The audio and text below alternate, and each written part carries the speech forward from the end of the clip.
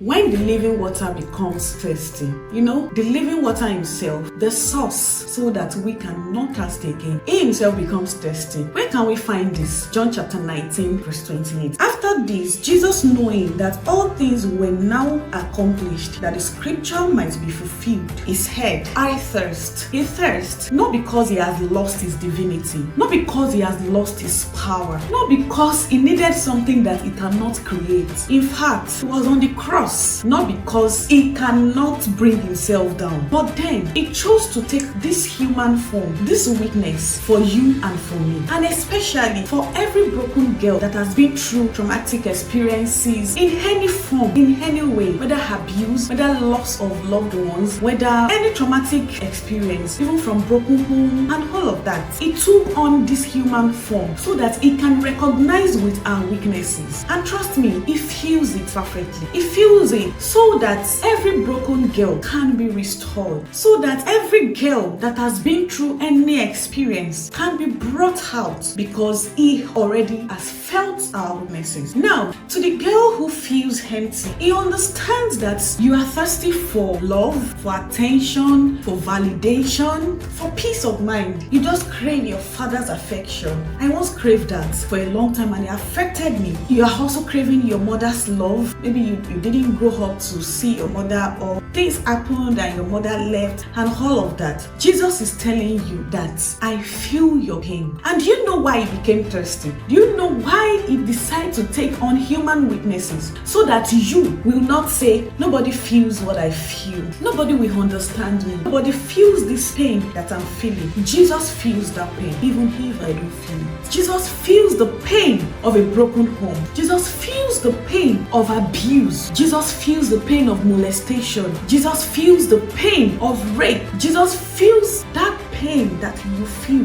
when you see your abuser. Jesus feels the pain. Jesus feels the pain of you remember your loved ones that left you. Yes, Jesus felt that pain and he still feels it. He's still feeling it with you. But do you know that some girls drink from broken wells just in a bit to satisfy their thirst, in a bit to satisfy this thirst that they feel? They devise so many means to quench their thirsts. And some of these things is they seek perfection. They seek to be perfect. Maybe when I put in the hard work, I will become more perfect, and just for me to conceal that part of me that was broken. Some of the other things they do, some rely on the opposite sex. They become addicted just so they can forget their past. Some even go into drug, alcoholism, and all of that, just to numb the effect of that pain. It doesn't work. Some hide behind social media to seek validation. Oh, we see this every day. Some, once you just see their camera,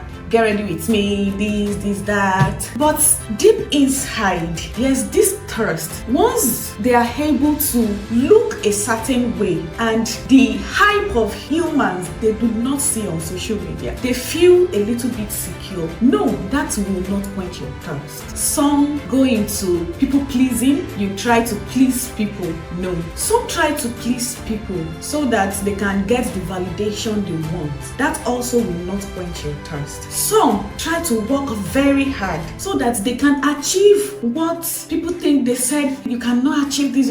So they work to overachieve. But then burnout is real. When you do things out of trying to please people, that also will not quench your thirst. But I am here today to tell you that the only source that will quench this thirst is the man who said, I thirst, because he felt your pain. And do you know, after that, he never feels any thirst again. So, to every girl who says, it is too late for me, let me just continue to seal this pain, Jesus says, Talitha kumi, rise up, rise from your shame, rise from your pain, rise from this brokenness that has held you down, that has been oppressing you for years. Rise up. You have dwelt in this valley for too long. Stand up and rise. He says, arise from your pain, arise from your shame. Jesus is the only one that can quench your thirst. Because after he said he was thirsty, he said it is finished. Your pain is finished. Your thirst is finished. Now, you don't sit down and wallow in that pain. Don't sit down there. Stand up,